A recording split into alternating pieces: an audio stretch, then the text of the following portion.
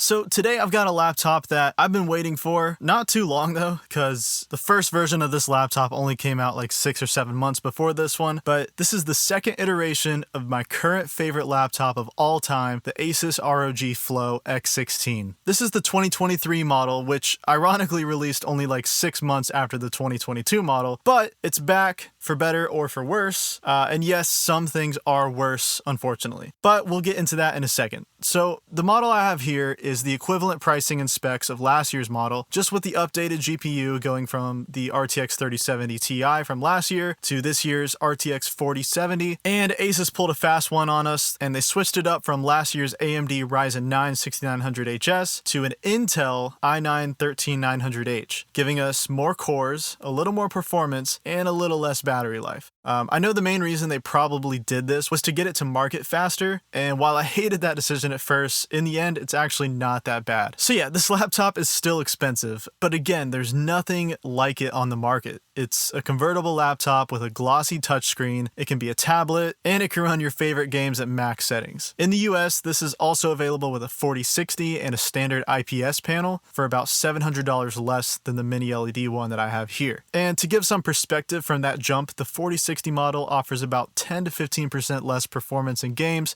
which isn't bad. And of course, the CPU performance is the same. But you're losing out on that mini LED display, and that's a hard pill to swallow once you've seen it. The IPS display is still great though, it's not a bad screen by any means. So the GPUs here run up to 120 watts, which is well above the cutoff to where these 4060 and 4070 GPUs stop offering any additional performance, which is around 100 watts. So you'll have no problems matching the performance of much bulkier machines with the same GPUs as this one. And the CPU here runs up to 110 watts in a CPU only load. It's got 8 performance cores and 6 efficiency cores for a total of 14 cores. And these can be parked and allocated in a variety of ways within Armory Crate. Now it's nowhere near as heavy of a hitter as the 13th gen HX chips or the Ryzen HX chips this year. But still, overall we've got great wattage potential from both the CPU and GPU, especially for a device this thin. Alright, so first let's talk design. So this is the same Flow X16 chassis that we all loved from last year. Actually, there is one weird difference, that this one has a darker finish. From what I've seen, even last year, there were some dark finishes floating around, but the gray ones seem to be the most common. Now the black finish seems to be the most common one, and I don't even know if they're selling the gray finish anymore. And it's hard to say which one I prefer, because the black one does look sleeker with the keyboard blending in a lot more with the keyboard deck, but it also attracts fingerprints a little bit more than the gray finish did. Either way, neither of them are anywhere near as much of a fingerprint magnet as like Razer Blade laptops. But yeah, the body is part aluminum, part magnesium alloy. It's very sturdy, and the hinge has actually been tightened a little bit this year. I know some people were really worried about the 2022 model's hinge, and although I never really found that to be too loose or anything, I do appreciate the extra rigidity that they gave to the 2023 model. I can't really measure it, but I'll just like arbitrarily say it's like 20% more rigid than last year's hinge. And obviously the coolest part about this hinge is that it folds all the way back to where you can use this machine as a big tablet. You can throw it in tent mode, or whatever you want to call this one,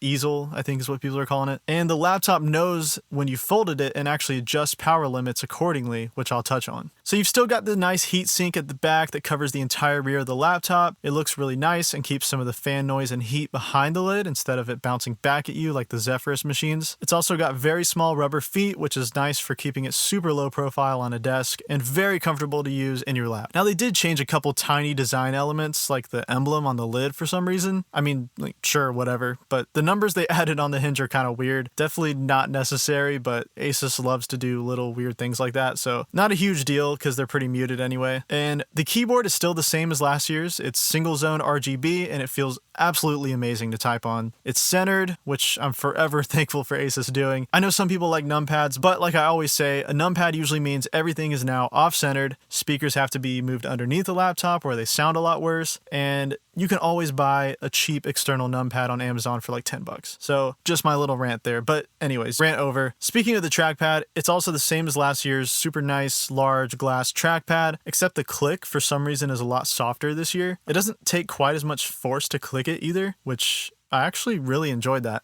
So here's a sound clip of both of the keyboards and trackpads.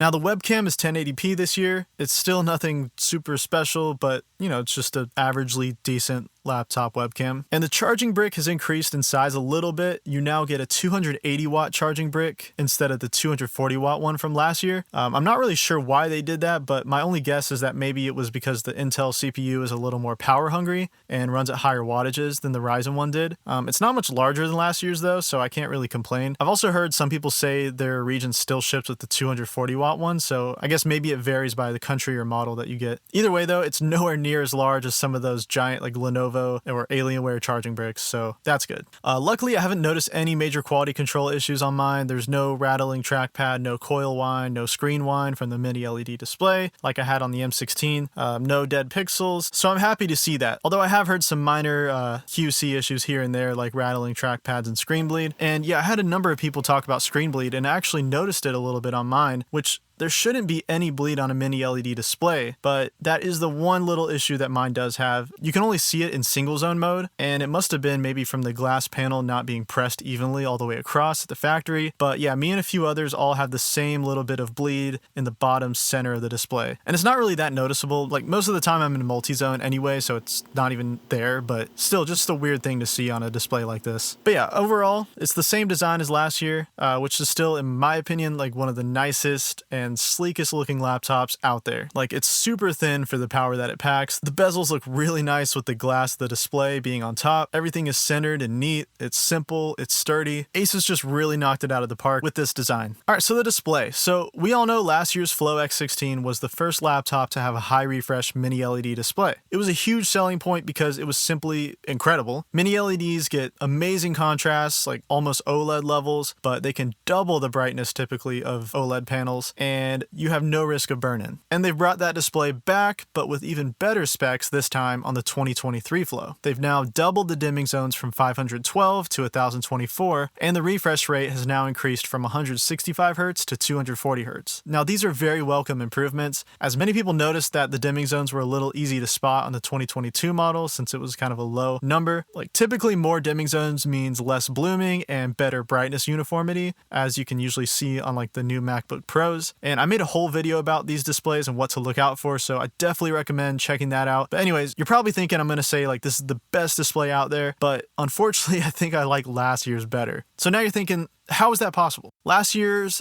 had worse specs. Well, one thing that goes beyond specs is the dimming algorithm, which is handled on the back end. And I think that's where Asus made a little bit of a mistake this year, but I think I understand why. So some things have been fixed completely, like the splotchiness at low brightness on the 2022 model is now gone. And I think that was Asus's number one priority, because yeah, that's gone, but I think it came at a cost. Because now we oddly have like more noticeable blooming on the 2023 model, despite it having double the dimming zones. Like it honestly had me questioning whether they actually increased the dimming zones or not. And I saw the same behavior on the Zephyrus M16 from this year that has the same exact display as this one. So I know it's not just my panel. But basically you can see in these clips how the blooming around the cursor and certain elements of images are much more noticeable on the new Flow. Now if you've never seen another mini LED display though, then honestly you're probably not going to notice it. Like it looks way worse on camera than it does in person, and it's really not easy to spot all the time, especially when you're just viewing content or playing games. So honestly, for most people, I would say that this is a non-issue. It's just that for me, like I'm used to the 2022 model, I'm used to that screen, and so that was just a little disappointing after being like really excited for that upgrade. Now there is a silver lining in this for those of you who might be worried about the halo effect, and it's something that still only Asus has implemented, which is crazy to me, and that's the single zone toggle switch in Armory Crate. So here you can turn off the dimming zones completely and have your display act as one big dimming zone, which basically makes it more like an IPS display. This of course reduces contrast and brightness, but you get complete brightness uniformity across the screen, and it's crucial for content creation or for people who are just browsing the web and like to have uniform brightness across their entire screen. You know, you don't want to be like checking emails and half your screen is dark or your cursor is dim or the letters get dark but then bright again. So like I still cannot believe that only Asus has done this. Like no one else thought of of this. But yeah, it's an absolute game changer for mini LED laptops. So props to Asus there. But I do have one more issue, and that's the color and brightness disparities when you switch between single zone, multi-zone, DGPU mode, and HDR on this one. So when you're putting these both next to each other, and you can see this here, the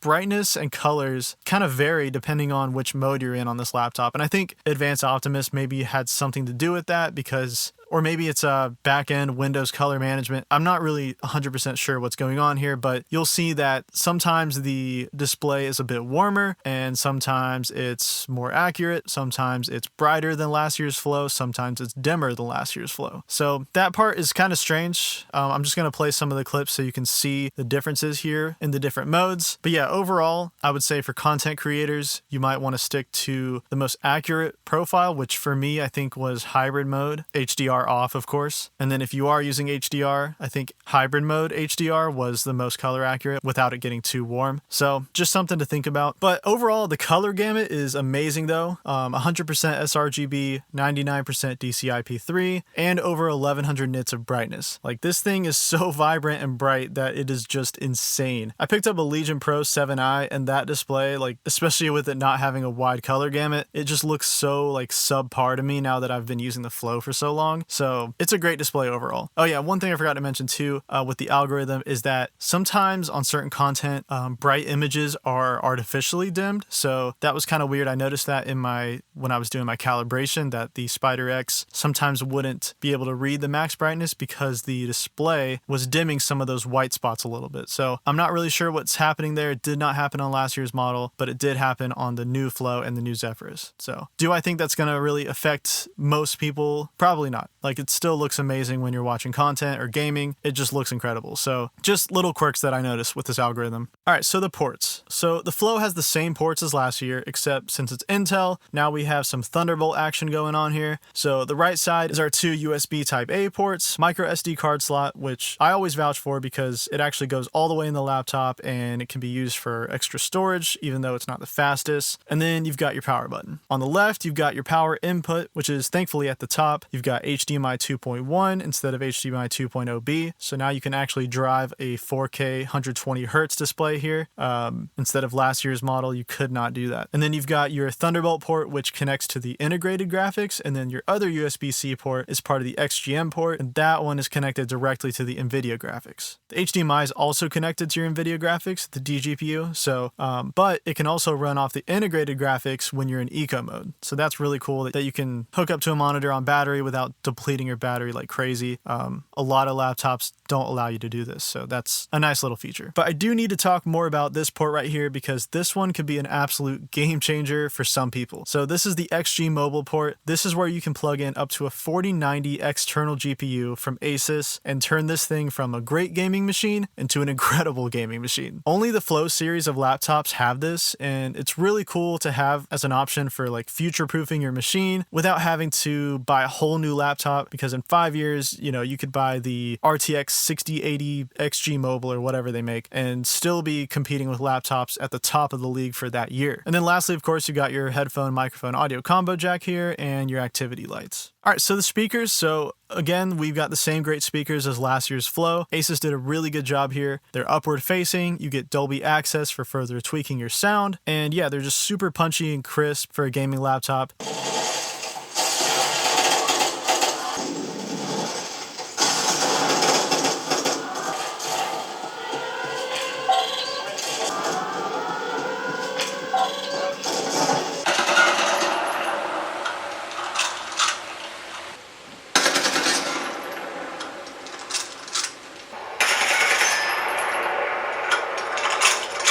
All right, so getting inside the Flow honestly isn't too hard. Just remove a set of screws, none that are hidden, thankfully, like they do on the Zephyrus models. Just pry it a bit and you're inside. So once you're in, you'll see the unique cooling system that they've got here, which is really helping the laptop keep decent temperatures and low fan noise. You've got 3 fans, a giant rear heat sink, and of course, plenty of heat pipes going across. So it all feels really well put together. They also gave us 2 replaceable RAM slots, which is pretty unique for a machine this thin, and they're up to par in speeds with most DDR5 RAM out there. You also have a space for an extra SSD, so my primary SSD on this model came in the slot where the empty slot was on the 2022 model. So that was interesting, but maybe they were afraid of people breaking the cable on accident that it sits on. But yeah, the empty slot can hold a double-sided SSD. I used a 4TB one to test that with, and the speeds of the stock SSD are also pretty good as well. The Wi-Fi card is right here and it's replaceable, but you probably won't need to since this one is Intel. And lastly, you've got your 90 watt-hour battery right here at the bottom. All right, so for my laptop with the software, first thing I always do is uninstall McAfee, update Armory Crate, do Windows updates. Since this is Intel, we're going to download Intel Support Assistant to update all the Intel drivers. You might also need Intel Graphics Command Center for your iGPU drivers. Update everything in my Asus, including the BIOS. Update everything in the Microsoft Store. Get the latest updates from Nvidia GeForce, and we're good to go. Oh, and don't forget to download the Windows Update Show Hide tool and hide Windows Update from auto-installing an older Intel graphics driver because it really likes to do that.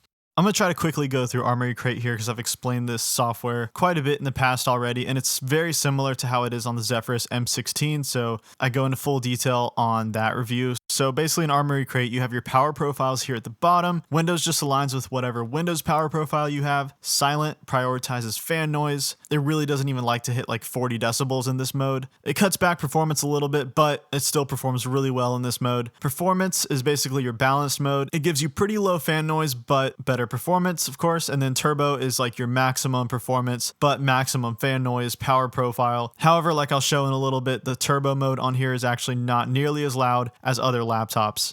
Manual mode is where you go to customize things to your liking. You can do overclocking on the GPU. You can adjust your dynamic boost, your thermal target to determine how hot you'll allow it to go. You can set fan curves to determine how fast you want the fans to spin at any designated temperature. On the CPU side, you can adjust your PL1, which is your sustainable CPU power limit, and then your PL2, which is like your short-term boost power limit. A new feature this year with the 13th gen Intel is core parking, so you can actually choose how many P cores and how many E cores you want active here. I haven't found it to really grant like a ton of more battery life, but it does lower performance a bit, so maybe this can be used to like decrease fan noise a bit more, or if you're just trying to tune it for a certain low wattage, or you're trying to disable E cores for a certain game compatibility, things like that, you can do that here. And then in the system configuration panel, this is where you'll find some pretty important settings. So you can disable the Windows key here, you can disable the touchpad, you can please disable that god-awful boot up sound.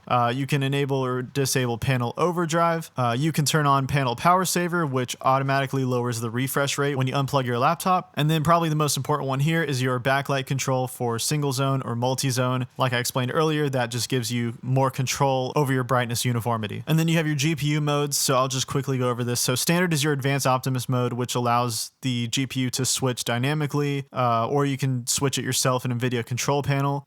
Going into ultimate mode disables advanced Optimus, and it only just runs everything through your NVIDIA GPU, which consumes more power and reduces battery life, of course. Eco mode disables the RTX GPU completely, which usually gives more battery life, and since the GPU is disabled, it's never going to get woken up by any programs. So this runs everything through their Intel integrated graphics. And then optimize is basically a combination of standard and eco. What it does is when you're plugged in, you're in standard mode, and then when you unplug, you're in eco mode. And then your other settings here, you have your GPU power saving, where you can stop any programs using the GPU. You have customizable hotkeys if you want to switch those around at the top for a variety of actions. You have your lighting area, which you can go to adjust your keyboard lighting, audio. And then another cool one here is the modern standby assistant. What this does is actually really good to see that Asus is combating the Windows modern standby issues that plague a lot of laptops. Linus Tech Tips made a video on that. So this is here to help prevent your laptop from, like overheating or draining all your battery while it's asleep. And then you have Aura Sync for more complex lighting effects. Another cool thing here, you also have Game Visual, which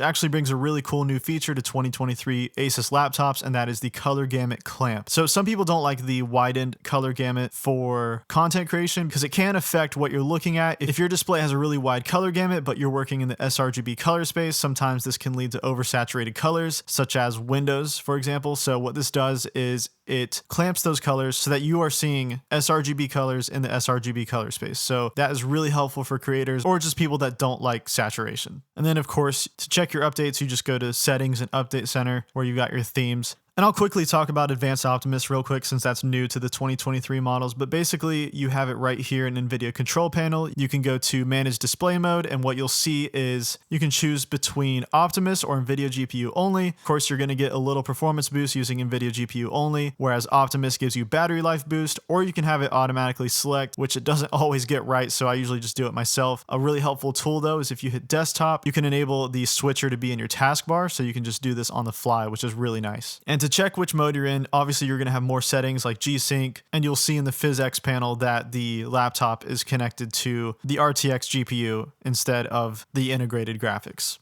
And then for the BIOS, there's some decent customizability here, nowhere near as much as like MSI laptops, but I'll just quickly scrub through the settings here. All right, so now let's talk about the fans. Before I get to that part, I just want to quickly remind everyone to please, if you could, subscribe to this channel. It really helps support the channel, helps it grow, and who knows, maybe one day this will be my job and I can actually put videos out in a timely manner. But until then, please subscribe if you could, leave a like, all of that helps. Thank you so much. So some of y'all know I'm a fan of the fans on the Flow. All right, this is like the best experience I've had with a gaming laptop was last year's Flow, and I'm happy to say that this year's is just as good. We're looking about the same as last year, so but we do have actually one pretty big advantage with this year's model as far as the fan noise. So of course, silent mode is fantastic as usual with most Asus laptops. You know, fans are typically at 0 RPM unless you're doing something intensive, then they might just barely kick on, but not enough to really notice or like be annoyed by. So right off the bat, this thing is library approved for noise, which means it's a Josh approved laptop, all right? Like you can even comfortably game in silent mode, and that is crazy. And then in turbo, it's actually still not too bad. Just like last year, Asus prioritized noise, and this thing hits a beautiful maximum of only like 46, 47 decibels in turbo, which is just like S tier compared to literally every other gaming laptop out there that hits like 50 decibels at the very least. So, you know, some of them like the Zephyrus M16 are literally twice as loud for perceivable volume at like 56 decibels, which is, to put that in perspective, is 10 times the sound intensity as 46 decibels. So, and that's not even the best part. The best power profile on this laptop is actually the performance mode. And you're probably thinking, well, don't you lose some performance in performance mode, since performance mode on Asus laptops is really like balance mode? But because of how efficient these 4060, 4070 chips are, you actually lose like almost no performance dropping from turbo mode to this. So the fan noise drops to about 43 decibels, which is almost half the volume, yet you're still getting almost identical frame rates in games. I'm going to show you soon, but it's actually only 3% less performance.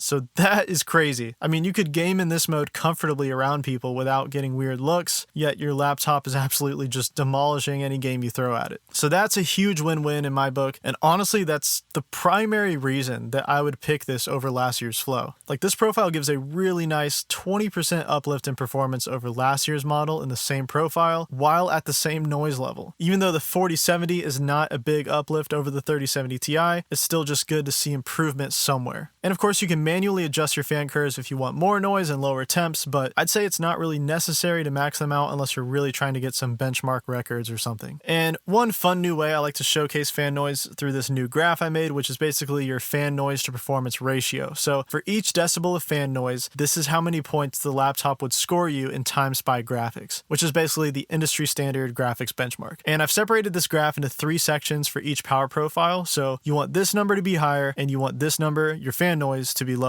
So at the top here is our turbo profiles on each laptop. You can see the Zephyrus M16 leads the chart, of course, because it has a 4090, and that's really why, is just because it has a 4090. If you look at the actual decibels it's running at, it's 56 decibels, which is super loud. The 2023 Flow X16 is the next best one on this chart at only 47 decibels. So that puts it a little above last year's model, as it does score a little better than that one. And in the balanced performance profiles, you see the M16 leads the chart still, but not by much here, because again, it's really loud. The Flow X16 X16 is a much better choice since you're getting close to the same performance at a lot less noise. And here's of course where you can see the 2023 model take a big leap over the 2022 at 273 points per decibel versus 223 points per decibel. And then in silent mode, this is where I found the Razer Blade 15 to really succeed, but both flows do about the same here, which is just excellent performance compared to many other laptops in their silent mode. So yeah, just once again, I would call the Flow X16 one of the best in fan noise for how much performance it gives you and how compact that chassis is.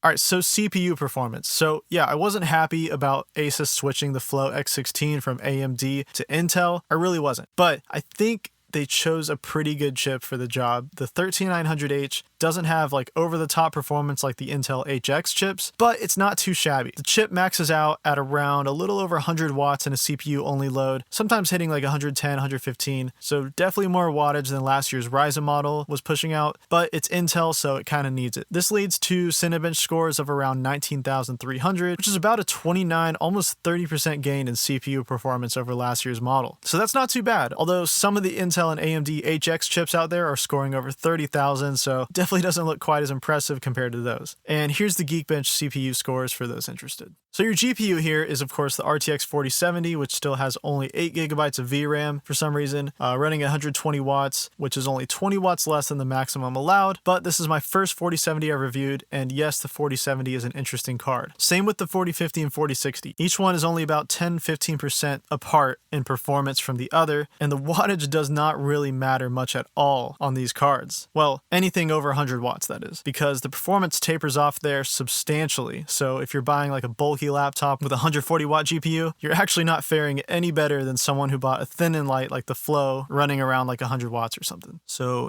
just want to take a second, in your face, to the people who doubted me, to the people that bought the Legion 5 Pro a few years ago that were like hating on my video about it. This one's for you, okay? I was hard on that thing back then, I'll admit, but at the same time, like this year is a great year for thin and light laptops. You really do not need something bulky and heavy like that in 2023. Unless, of course, you're getting a super high-end GPU. Now, the sucky part with the 4070 as a whole, though, is how far behind it is compared to 4080 and 4090 laptops. Those GPUs are the ones that really got upgraded this year. The 4070, on the other hand, is just barely any better than a 3070 or a 3070 Ti, so that's a little depressing, but that doesn't make it a bad card. Like I said, it's very efficient and does extremely well at low wattages. So in our time spy graph, you can see it's getting about 12,344 points, putting it almost 15% ahead of last year's Flow, so that's not bad. It's especially nice to see it over some chunkier 3080 laptops. But again, looking at those 4090 laptops, it's just not even close. Now, I also really like to look at how different power profiles affect the scores, because I know not everyone is going to be gaming on the maximum performance turbo mode 24/7, and I never really see any other reviewers talk about this, so I wanted to show that for those interested in maybe, dialing performance back a little bit so your fans aren't going full blast all the time, which I've also marked the fan noise here as well, just for reference. So in turbo mode, we know how that performs already, but in performance mode, that's the cool part. You can see it only dropped 3% in the score. Yes, you heard me right. Only 3%, whereas the 4090 Zephyrus M16 loses about 22% of its performance. That's the magic of the 4070 and the 4060 this year. No matter which one you get, you'll barely lose any performance going from turbo to performance mode. Even going to silent mode, it now performs even better than the Zephyrus M16 here, and a little better than last year's Flow, which had a god tier silent mode. And also here's the Geekbench GPU results for those interested. Alright, so you might know this is a highly recommended laptop for creators, and it even comes with the Nvidia Studio drivers pre-installed, which you can switch of course, but Asus clearly wants creators to use this machine, so let's see how it does in creator benchmarks. First of all, latency mon was looking just okay. In hybrid mode and eco mode, it wasn't bad, but in DGPU mode, it was not looking good. Of course, this is mostly Nvidia's fault, as they're well aware of this on their end, and it's like this on every Nvidia laptop. For the Puget Photoshop benchmark, we've got a score of 1171, which is really good, but not too much better than last year's, just a 7% increase there. And Adobe Premiere Pro, this is where we see a really nice increase. We're going from 734 on last year's Flow to 1181. That is a 61% increase, which is really awesome. But of course, that's mostly just because Adobe can use Intel's Quick Sync feature to accelerate Premiere Pro. So it's really just that Intel feature, that partnership that they have with Adobe. And I've recently added a music production benchmark. So we've got the Ableton demo session running here, which you can find right here if you want to replicate this. And we're in the heaviest part of this track, which has like over 20 tracks with lots of effects. Our CPU load is about like 17-18%, whereas the flow from last year was hitting closer to 27-28% in this benchmark. So that's good to see some improvement there. So yeah, is it worth upgrading from last year's flow to this one for creators specifically? Personally, I wouldn't unless Premiere Pro is like your bread and butter, because Intel gets an advantage there. But you know, maybe also if you're seeing both for around the same price, then sure, you might as well get the one that performs better. So yeah, the 2023 model has a little more performance than the 2022, but how about on battery? We know AMD laptops typically perform better on battery thanks to having more efficiency, but how does the new 13th gen Intel do? Has Intel redeemed themselves? Well, looking at our Cinebench scores on battery, it looks like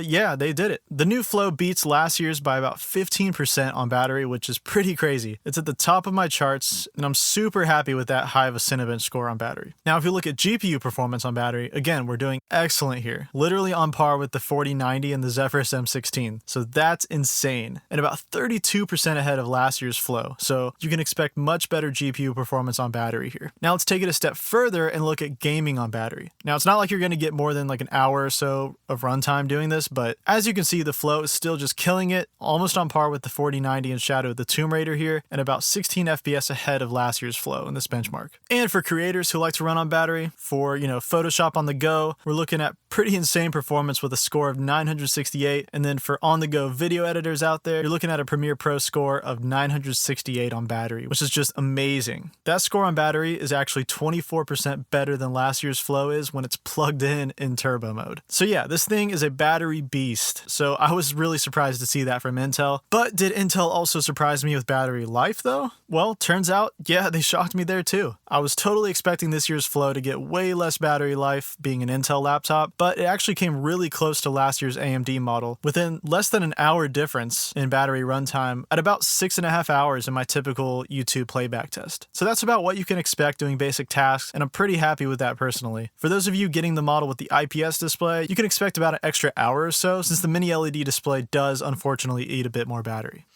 Now, as far as thermals, they're actually surprisingly good for a laptop that's this flat on the desk with a small foot and, you know, being this thin. So running Apex here, you can see the GPU is hitting about 100 watts. CPU is getting, you know, 30 to 40 watts. This is in turbo mode, and they're both just chilling in the 70s, which is really good for a gaming laptop. And then in performance mode, it goes down a little bit more. The CPU still gets a pretty good amount of wattage. GPU goes down a little bit, but both are still in the 70s. And then of course, since this is a convertible, we can flip it around into temp mode and get even better thermals, which if you're a controller player, this is awesome for you because now CPU and GPU are both in the 60s. And I've noticed even when the GPU is hitting like 100, 120 watts, it still kind of stays around that same level, like 60s to 70s. So that is really great to see. I'm really impressed with the thermals on this thing. All right, so let's look at gaming performance. So like I said, the 4070 is not much of an upgrade over the 3070 Ti as far as maximum performance goes.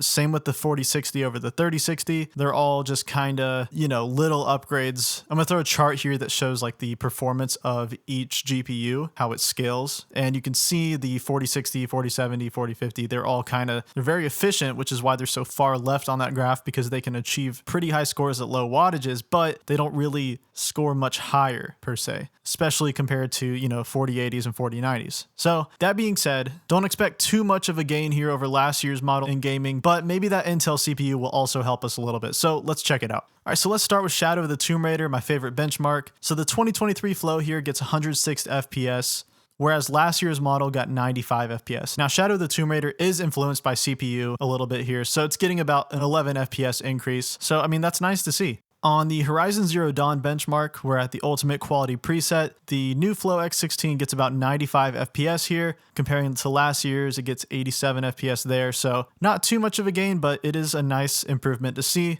Drop it down to 1080p, and now we're getting 114 FPS versus last year's Flow getting 103 FPS. So, you know, it's better. It's not like night and day better, but still there's something there. Now in Cyberpunk on the Ray Tracing Ultra preset, we're getting 54 FPS here on the Flow. If we look at last year's Flow, we got 48 FPS. So 54, 48, not too much. Maybe at lower FPS levels like that, it is probably more noticeable. If instead we do just the Ultra preset, turn ray tracing off, turn DLSS off, we're getting 63 FPS compared to last year's, which got 50 FPS. So we actually do see a nice improvement here. Now in Call of Duty Modern Warfare 2, on the in-game benchmark at 1440p, the new Flow is getting 74 FPS, decent increase, about 11 FPS more than last year's Flow, which had 63 in this benchmark. So not too bad. If we turn DLSS on, we're getting 99 FPS. And again, that's about 11, 12 FPS more than last year's. Now, Control is a very GPU heavy game. The new Flow is getting about 43 FPS here, which is actually 2 FPS less than last year's for some reason. So, this is one, maybe it's a driver difference, who knows?